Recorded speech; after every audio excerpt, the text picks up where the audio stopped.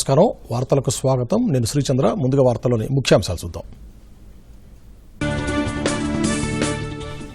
తెలుగు రాష్ట్రాల్లో సంక్రాంతి శోభ, ఆనందోత్సవాల మధ్య భోగి సంబరాలు, ప్రజలకు సంక్రాంతి శుభాకాంక్షలు తెలిపిన ప్రముఖులు. శబరిమలలో దర్శనమిచ్చిన మకరజ్యోతి, తన్మయత్వంతో పులకించిన భక్తగణం. ఈ నెల 31 నుంచి పార్లమెంట్ బడ్జెట్ సమావేశాలు. ఫిబ్రవరి 1న బడ్జెట్ ప్రవేశపెట్టనున్న కేంద్ర ఆర్థిక శాఖ మంత్రి నిర్మలా సీతారామన్. ఎరువుల ధరలు తగ్గించాలన్న మంత్రి వేముల ప్రశాంత్ రెడ్డి. కేంద్రంపై రాష్ట్ర బీజేపీ నేతలు ఒత్తిడి తేవాలని డిమాండ్. ఫీజు రీయింబర్స్మెంట్, స్కాలర్షిప్ బకాయిలను వెంటనే విడుదల చేయాలన్న బండి సంజయ్. ప్రొఫెషనల్ కోర్సులు చదివే వారికి పూర్తిగా ఫీజులు చెల్లించాలని డిమాండ్. కేప్టౌన్ టెస్టులో భారత్ ఓటమి. 2-1 తేడాతో సిరీస్ను కైవసం చేసుకున్న దక్షిణాఫ్రికా. కోవిడ్ మహమ్మారిని అరికట్టేందుకు ప్రతి ఒక్కరూ తప్పనిసరిగా మాస్క్ ధరించాలి, భౌతిక దూరం పాటించాలి, తరచూ చేతులు కడుక్కోవాలి, వ్యక్తిగత శుభ్రతను పాటించాలి. 15 నుంచి 18 సంవత్సరాల వరకు కూడా తప్పనిసరిగా వ్యాక్సిన్ వేయించుకోవాలి.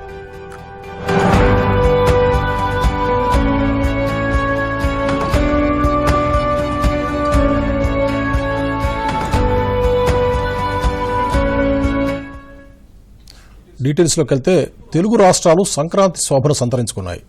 సంక్రాంతి పండుగలో తొలి పండుగ అయిన భోగి పర్వదినాన్ని తెలుగు ప్రజలు ఆనందోత్సవాల మధ్య జరుపుకున్నారు. రాష్ట్ర వ్యాప్తంగా సంక్రాంతి శోభపై ప్రత్యేక కథనం ఇప్పుడు చూద్దాం.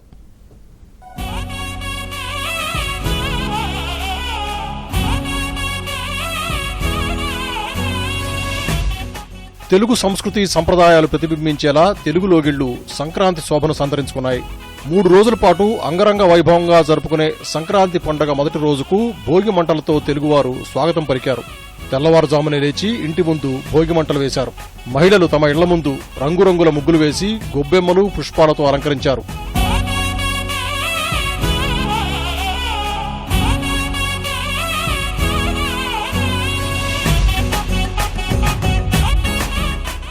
తమ ఇళ్లలో ప్రత్యేక పూజలు చేసి నైవేద్యం సమర్పించారు. గ్రామీణ ప్రాంతాల్లో హరిదాసులు సందడి చేశారు. గంగిరెద్దుల విన్యాసాలను చిన్న పెద్ద ఆసక్తిగా తిలకించారు. జంగమ దేవర్ల మేలుకొలుపు పాటలు పల్లెసీమల్లో ధ్వనించాయి.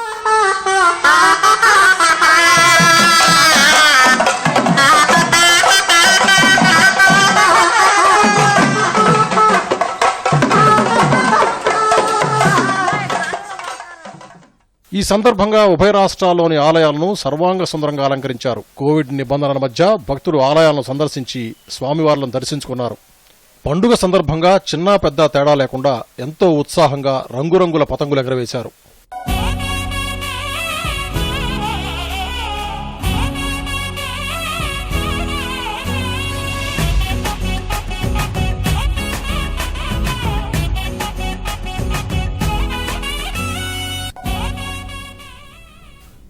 Report Doordarshan news. అయ్యప్ప స్వామి సన్నిధి శబరిమల శరణు ఘోషతో మార్మోగింది. పొన్నాంబలమేడు కొండల్లో సరిగా 6:51 మకర జ్యోతి రూపంలో దర్శనమిచ్చిన అయ్యప్ప స్వామిని చూడగానే భక్తజనం పులకించారు. జ్యోతి దర్శనంతో వేలాది భక్తులు ఒక్కసారిగా హరిహర సూత్రులైన అయ్యప్ప స్వామిని స్మరించడంతో శరణు ఘోషలు శబరిగిరుల్లో ప్రతిధ్వనించాయి. కరోనా కారణంగా ఈ ఏడాది కూడా పరిమితంగా భక్తులను అనుమతించారు. ముందస్తు అనుమతి తీసుకున్న వారిలో కరోనా నెగిటివ్ రిపోర్టు ఉన్న భక్తులకే అనుమతి కల్పించారు. పంబ, పులిమేడ్, పంచలిమేడ్, నీల్కల్ తదితర ప్రాంతాల్లో అయ్యప్ప భక్తులు మకర జ్యోతిని దర్శించేందుకు అధికారులు ఏర్పాటు చేశారు. ఆభరణాలను ఎప్పుడైతే స్వామివారికి అలంకరించి అలంకరించిన తర్వాత స్వామివారి దర్శనం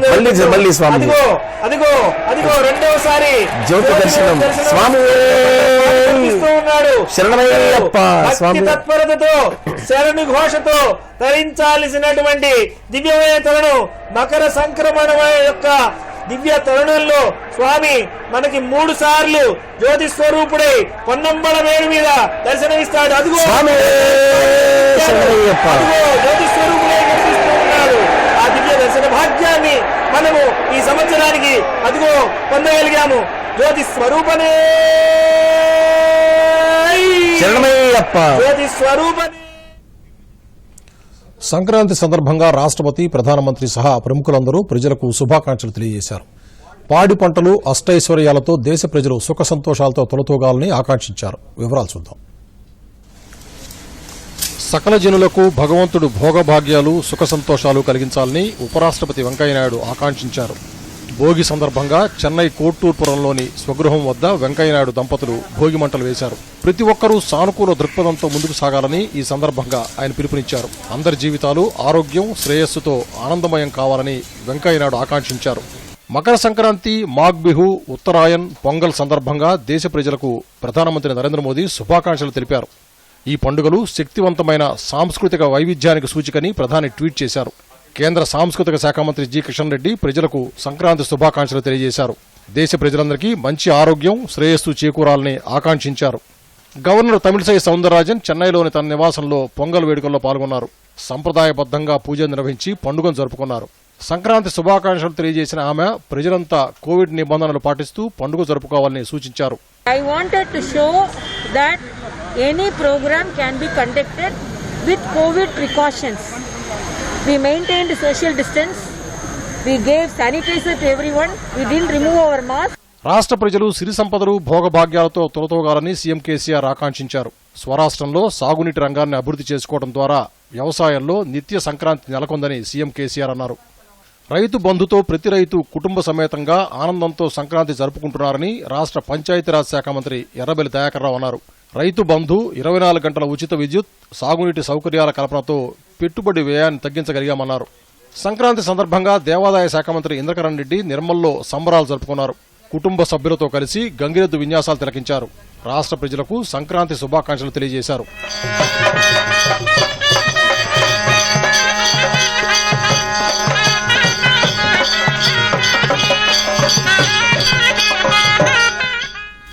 బ్యూరో రిపోర్ట్, దూరదర్శన్ న్యూస్. ఈ నెల 31 నుంచి పార్లమెంట్ బడ్జెట్ సమావేశాలు ప్రారంభం కానున్నట్లు పార్లమెంటరీ వ్యవహారాల కేబినెట్ కమిటీ వర్గాలు తెలిపాయి. మొదటి రోజు పార్లమెంట్ ఉభయ సభలను ఉద్దేశించి రాష్ట్రపతి రామ్నాథ్ కోవింద్ ప్రసంగించనున్నారు. ఫిబ్రవరి 1న కేంద్ర ఆర్థిక మంత్రి నిర్మలా సీతారామన్ లోక్సభలో 2022-23 బడ్జెట్ను ప్రవేశపెట్టనున్నారు. 2 విడతల్లో జరిగే బడ్జెట్ సమావేశాల్లో తొలి విడత ఫిబ్రవరి 11 వరకు జరగనున్నాయి.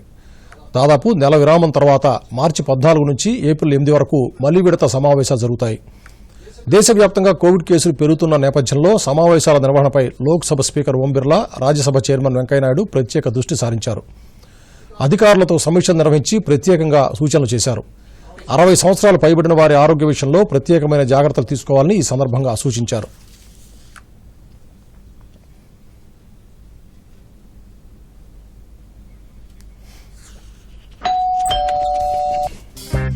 గిఫ్ట్ వచ్చింది. వారే వా, లెజెండ్ బ్యాట్ ఇది. దీంతో నేను ఆడతాను. అరే, ఫ్యూచర్ బ్యాటింగ్ లెజెండ్ నేను. దీని మీద ఎవరి పేరు రాసుంటే బ్యాట్ వాళ్ళకే దొరుకుతుంది.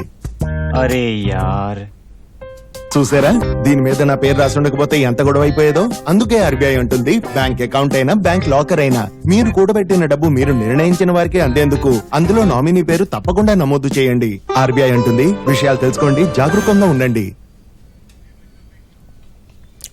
ప్రధానమంత్రి నరేంద్ర మోదీ రేపు వివిధ స్టార్టప్లతో భేటీ కానున్నారు. వీడియో కాన్ఫరెన్స్ ద్వారా జరిగే సమావేశంలో దేశ ఆర్థిక వ్యవస్థలో కీలక పాత్ర పోషిస్తున్న పలు స్టార్టప్లతో ముచ్చటిస్తారు. వ్యవసాయం, రక్షణ, వినోదం, ఆరోగ్యం, పారిశ్రామిక, ఫిన్టెక్ రంగాల్లో ప్రతిభ చూపుతున్న సంస్థ ప్రతినిధులతో ప్రధాని సంభాషించనున్నారు. దేశ ఆర్థిక ప్రగతిలో స్టార్టప్లు కీలక పాత్ర పోషిస్తాయన్న కేంద్రం ఈ దిశగా పలు చర్యలు చేపట్టింది. స్టార్టప్లను ప్రోత్సహించడం ద్వారా ప్రగతికి బాటలు వేశారు.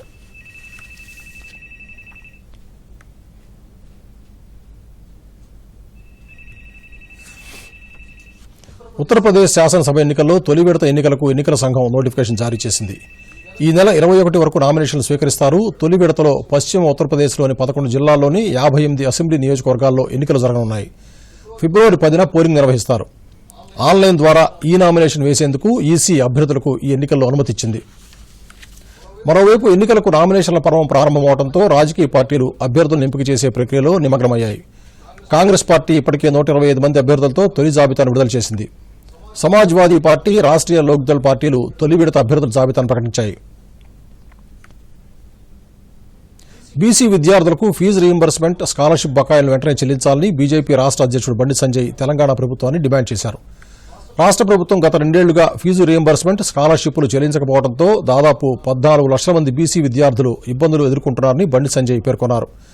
ఫీజులు చెల్లించాలని విద్యార్థులపై కళాశాలల యాజమాన్యాలు ఒత్తిడి తీసుకొస్తున్నాయని ఆయన ఆరోపించారు.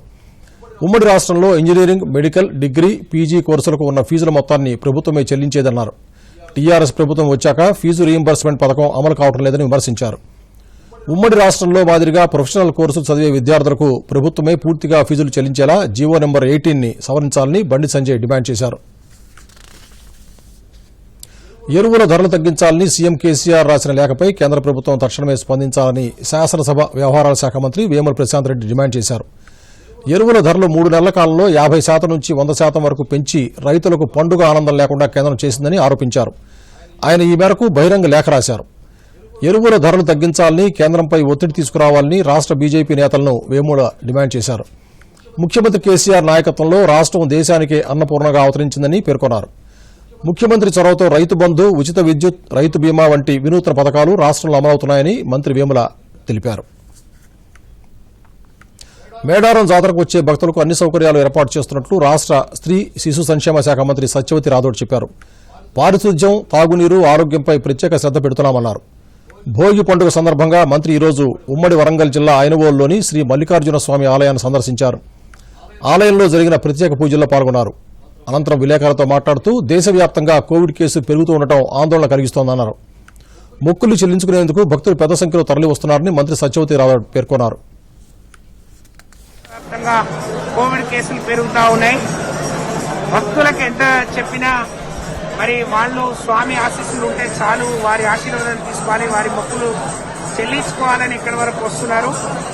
మరి మీరన్నట్టు ఈ జనవరి 1వ వారం నుంచి నిన్ననే వైకుంఠ ఏకాదశి అయింది. ఈరోజు సంక్రాంతి, అనేక జాతరలు, త్వరలో మేడారం జాతర వస్తుంది. గౌరవ శాసనసభ్యులు వారు అన్నట్టు ఎంతమంది భక్తులు వచ్చినా వాళ్ళకి ఎలాంటి ఇబ్బంది కలగకుండా అన్ని సౌకర్యాలు మేము సమర్థవంతంగా చేస్తా ఉన్నాం. తాగటానికి శుద్ధి చేసిన నీళ్లు ఇస్తున్నాం. పరిసరాలని పరిశుభ్రంగా ఉంచడానికి అన్ని చర్యలు తీసుకుంటాం. ఎక్కువ శానిటేషన్ మీద, మరి అలాగే ఆరోగ్యం మీద ఎక్కువ హెల్త్ క్యాంపులు, డాక్టర్లందరినీ అందుబాటులో ఉండే విధంగా ఈ ఉమ్మడి జిల్లాలో ఉండే అన్ని పిహెచ్సిస్ నుంచి ఎక్కువ మంది డాక్టర్లను, అంబులెన్స్లను అందుబాటులో ఉంచాం. ఆజాదీ కా అమృత్ మహోత్సవ్ వేడుకల్లో భాగంగా కేంద్ర ఆయుష్ మంత్రిత్వ శాఖ ఈ ఉదయం నిర్వహించిన సూర్య నమస్కార కార్యక్రమంలో ప్రపంచవ్యాప్తంగా 1 కోటి మందికి పైగా సూర్య నమస్కారాలు చేశారు. పలువురు యోగా గురువులు, యోగా సాధకులు సూర్య నమస్కారాలు ప్రదర్శించారు. కేంద్ర ఆయుష్ శాఖ మంత్రి సర్బానంద సోనోవాల్ ఈ కార్యక్రమాన్ని వర్చువల్ గా ప్రారంభించారు. బాబా రామ్దేవ్, శ్రీశ్రీ రవిశంకర్, జగ్గీ వాసుదేవ్ తదితర ప్రముఖులు ప్రపంచ నలుమూలల నుంచి ప్రారంభోత్సవ కార్యక్రమంలో పాల్గొన్నారు. ఈ సందర్భంగా సర్బానంద సోనోవాల్ మాట్లాడుతూ శారీరక, మానసిక ఆరోగ్యాన్ని పెంపొందించేందుకు సూర్య నమస్కారాలు తోడ్పడతాయని చెప్పారు. ప్రధానమంత్రి నరేంద్ర మోదీ నాయకత్వంలో ప్రజల ఆరోగ్య సంరక్షణకు యోగాను ప్రోత్సహిస్తున్నామని చెప్పారు.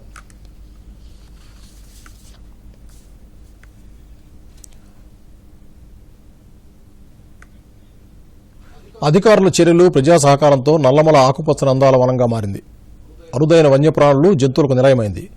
అధికారుల నిరంతర పర్యవేక్షణ, తక్షణ చర్యలు, అంతర్గతంగా మౌలిక వసతుల కల్పనతో నల్లమల పూర్వ వైభవం సంతరించుకుంటోంది. నల్లమల పరిరక్షణకు నాగర్ కర్నూలు జిల్లా అటవీ శాఖ తీసుకుంటున్న చర్యలపై ప్రత్యేక కథనం ఇప్పుడు చూద్దాం. నాగర్ కర్నూలు జిల్లా వ్యాప్తంగా నల్లమల అటవీ ప్రాంతం సహజ సిద్ధంగా ఏర్పాటైంది. కేంద్ర ప్రభుత్వ పథకాలైన violet active, ROFR, tiger conservation foundation వంటి పథకాలు అమలవుతున్నాయి. అటవీ సంరక్షణ కోసం 20 బేస్ క్యాంపులు ఏర్పాటు చేసి 450 మంది సిబ్బందితో నిరంతరం పర్యవేక్షిస్తున్నారు. దాదాపు 10 చెంచు గ్రామాల్లో 2000కు పైగా చెంచులు, ఆదివాసులు నల్లమల అటవీ ప్రాంతంలో జీవనం సాగిస్తున్నారు. పచ్చదనం పెంపు, వన్యప్రాణుల రక్షణే ధ్యేయంగా అధికారులు తీసుకుంటున్న చర్యలు ఫలితాలనిస్తున్నాయి. ప్రస్తుతం నల్లమల అటవీ ప్రాంతంలో 25 నుంచి 30 పులులు, 110కి పైగా చిరుత పులులు, 5000 వరకు కణుతులు, 12000 వరకు దుప్పులు, 4000 వరకు మనుబోతులు, 5000 వరకు బుర్ర జింకలు సంచరిస్తున్నట్లు జిల్లా అటవీ శాఖ అధికారి కృష్ణ గౌడ్ తెలిపారు. So during 2016 it was bifurcated and formed separate tiger reserve. We have endowed with maximum biodiversity in this tiger reserve, especially Nallamalas and beautiful landscapes. 90% of the tiger reserve area falls in my district, Nagar Karnool district. So during our tiger census also, we have our tigers increased from 20 to nearly 30 tigers. So management point of view, we have almost 450 field staffs are working day in, day out, and biodiversity, especially tigers, leopards. We have a megafauna like sambar, cheetal, nilgai, and chosinga. So, biodiversity point of view, we have maximum biodiversity in Tiger Reserve. వేసవి కాలంలో వన్యప్రాణులు దప్పిక తీర్చుకునేలా అటవీ ప్రాంతంలో 25 నుంచి 30 వరకు బోరుబావులు వేయించి solar వ్యవస్థ ద్వారా తాగునీటి సరఫరా చేస్తున్నారు. పర్యావరణ పరిరక్షణలో భాగంగా ప్లాస్టిక్ కవర్లు, చెత్త వేయటం నిషేధించి కఠినంగా అమలు చేస్తున్నారు. అటవీ ప్రాంతంలోని విలువైన వనమూలికలు, అరుదైన చెట్ల పరిరక్షణ సైతం చర్యలు తీసుకుంటున్నారు. ఇక్కడ అందమైన ప్రాంతాలు, అందమైన ప్రదేశాలు, అందమైన చెట్లు, అందమైన పక్షులు, అనిమల్స్, రకరకాల ఊహకందనటువంటి ప్రకృతి సిద్ధమైన అందాలను మనం ఇక్కడ తిలకించవచ్చు. నల్లమల అటవీ ప్రాంతంలో టూరిజం కూడా ఏర్పాటు చేసినట్లు చెప్తున్నారు. టూరిజం ప్యాకేజీ కోసం ఆన్లైన్లో పర్యాటకులు బుక్ చేసుకోవాల్సిందిగా అధికారులు వెల్లడిస్తున్నారు. నాగర్ కర్నూలు జిల్లా దూరదర్శన్ ప్రతినిధి కోట్ల తిరుపతయ్య.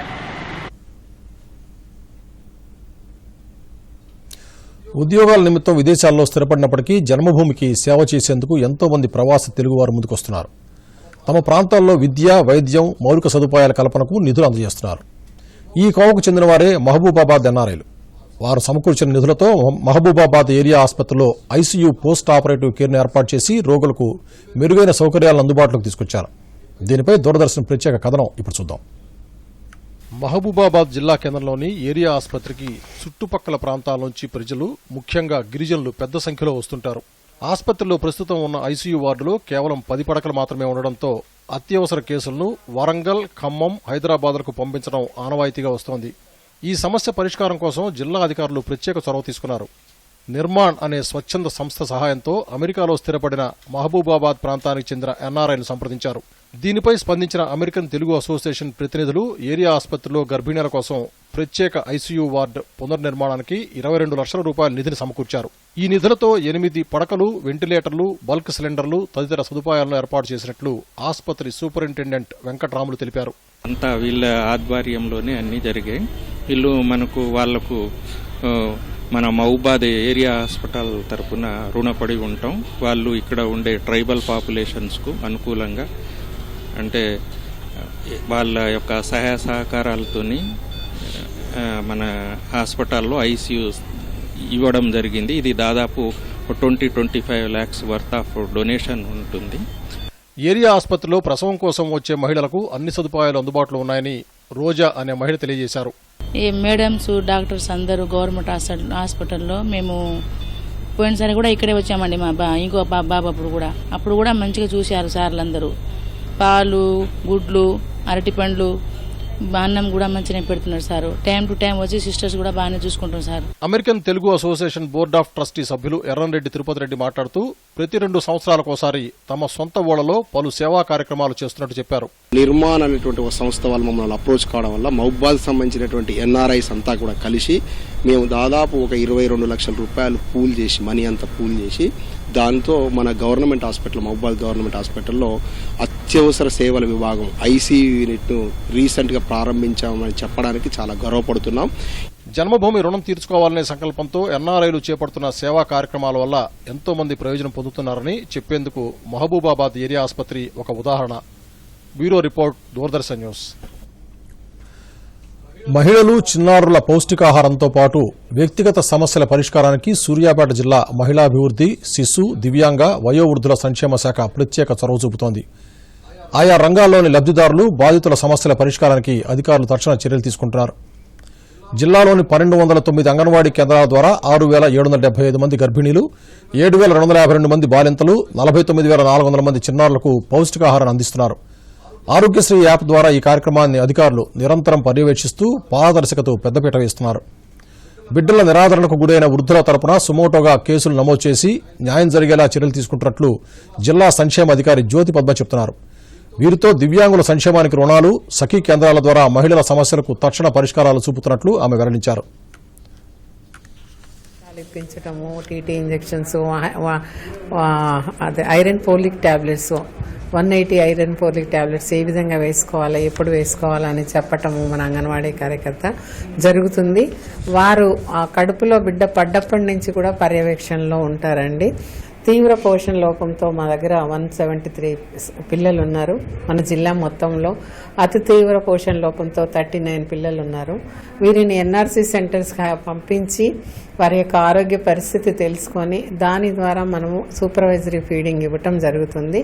ఈ సూపర్వైజరీ ఫీడింగ్ కూడా కంటిన్యూస్గా వాళ్ళు నార్మల్ స్థితిలోకి వచ్చేంత వరకు కూడా మేము సూపర్వైజరీ ఫీడింగ్ ఇవ్వటం జరుగుతుంది. వికలాంగులకి, వృద్ధులకి మన శాఖ ద్వారా, వృద్ధులకైతే వారి యొక్క యాక్ట్ ప్రకారం వారిని ఒక కూతురు కానీ, కొడుకు కానీ, అదేవిధంగా వారి బంధువులు కానీ ఏ విధంగా ఇంట్లో నుంచి వెళ్ళగొట్టి ఆస్తి అంతా తీసుకొని వెళ్ళగొట్టడం ఈరోజు మనం చూస్తున్నాం. బయట చాలా బస్టాండ్లలో అక్కడ అడుక్కోవటాలు, ఇవన్నీ వారిని హింసించటాలు ఇవన్నీ జరుగుతున్నాయి. యాక్ట్ ప్రకారం వారిని వారి దగ్గర తీసుకొని సుమోటోగా కింద కూడా మేము తీసుకొని ఒక అప్లికేషన్ పోలీస్ స్టేషన్లో ఇచ్చి, అదేవిధంగా ఆర్డీఓ గారితో వారి పిల్లల్ని ట్రిబ్యునల్ ద్వారా వారిని పిలిపించి వారికి న్యాయం చేయటం జరుగుతుందండి.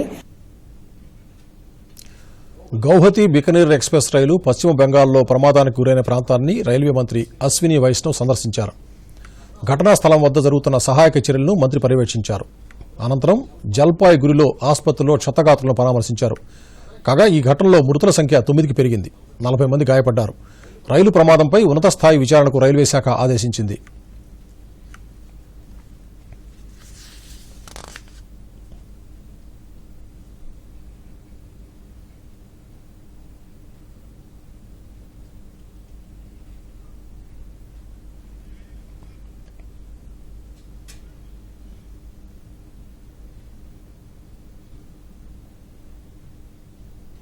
कल हमने कंप्लीट रेस्क्यू ऑपरेशंस कंप्लीट किए और इसकी स्टैट्यूटरी इंक्वायरी भी चालू की है.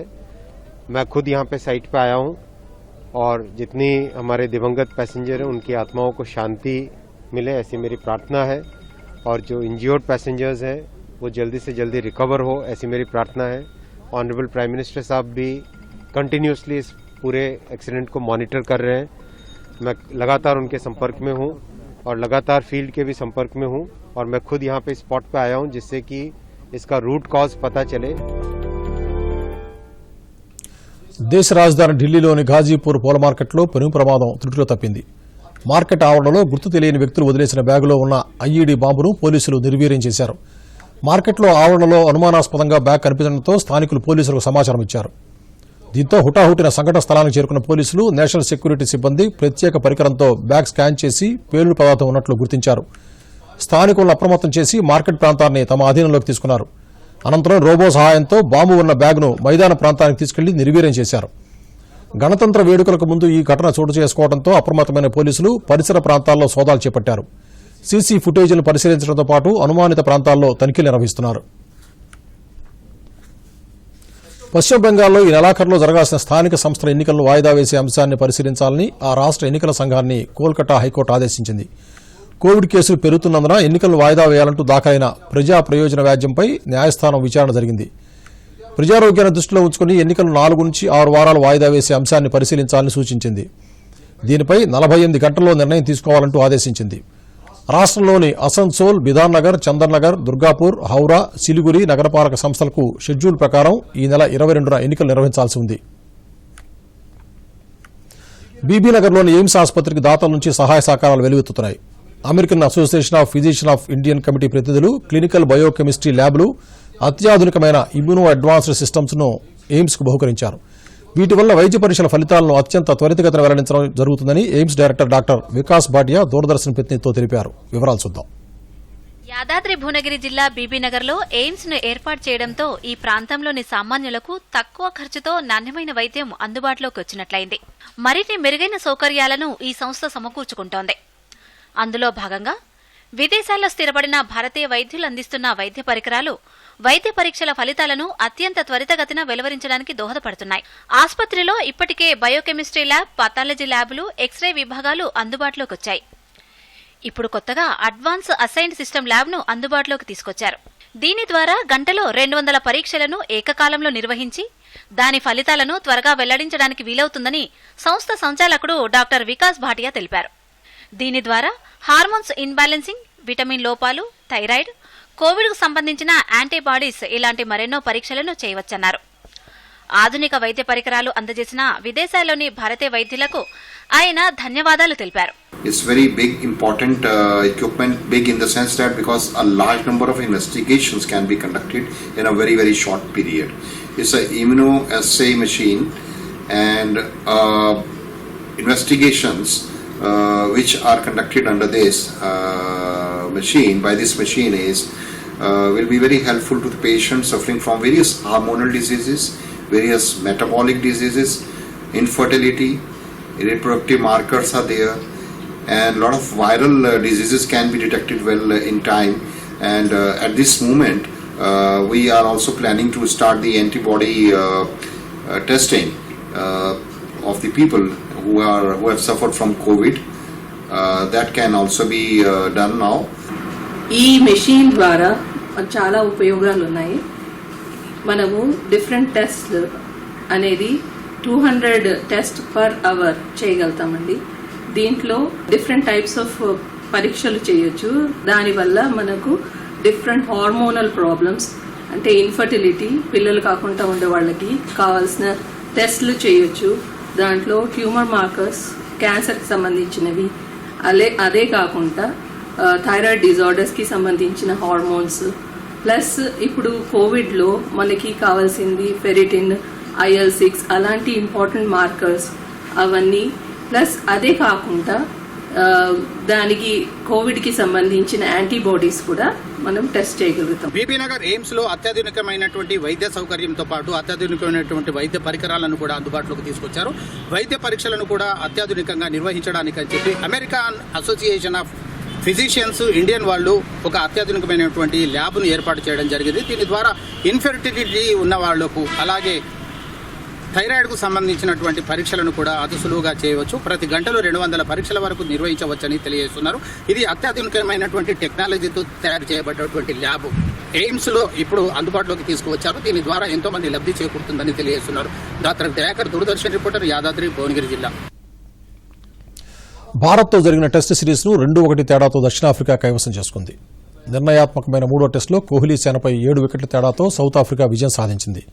కేప్టౌన్లో జరిగిన ఈ టెస్టులో భారత్ తొలి ఇన్నింగ్స్లో 223 పరుగులు చేయగా దక్షిణాఫ్రికా 210 పరుగులకు ఆలౌట్ అయింది. తొలి ఇన్నింగ్స్లో 13 పరుగుల స్వల్ప ఆధిక్యం సాధించిన కోహ్లీ సేన రెండో ఇన్నింగ్స్లో పేలవమైన ఆటతీరు కారణంగా 198 పరుగులకే ఆలౌట్ అయింది. ఇందులో వికెట్ కీపర్ రిషబ్ పంత్ ఒక్కడే 100 పరుగులు సాధించాడు. రెండో ఇన్నింగ్స్లో కెప్టెన్ కోహ్లీ, ఓపెనర్ రాహుల్ మాత్రమే 2 అంకెల స్కోర్ను సాధించారు.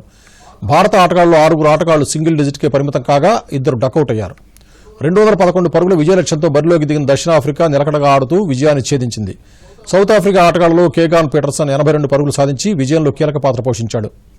ఈ విజయంతో 3 టెస్టుల సిరీస్ను 2-1 తేడాతో దక్షిణాఫ్రికా కైవసం చేసుకుంది.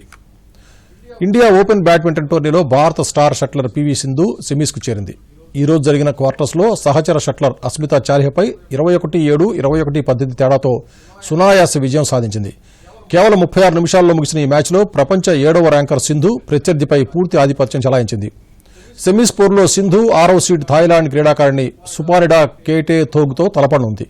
కాగా కరోనా సోకడంతో స్టార్ షట్లర్ కిదాంబి శ్రీకాంత్, అశ్విని పొన్నప్ప సహా 7 భారత షట్లర్లు ఈ టోర్నీకి దూరమయ్యారు. మరోసారి ముఖ్యాంశాలతో ఈ వార్తలు ముగిద్దాం. నమస్కారం. దూరదర్శన్ యాదగిరి వార్తలను ఇప్పుడు సోషల్ మీడియాలో కూడా చూడవచ్చు. యూట్యూబ్ అయితే DD న్యూస్ తెలంగాణ, ట్విట్టర్ అయితే DD news Telangana @DD Yadagiri news, మరి ఫేస్బుక్లో అయితే DD న్యూస్ తెలంగాణలో చూసి సబ్స్క్రైబ్ చేయండి, లైక్ చేయండి, షేర్ చేయండి. తెలుగు రాష్ట్రాల్లో సంక్రాంతి శోభ, ఆనందోత్సవాల మధ్య భోగి సంబరాలు, ప్రజలకు సంక్రాంతి శుభాకాంక్షలు తెలిపిన ప్రముఖులు.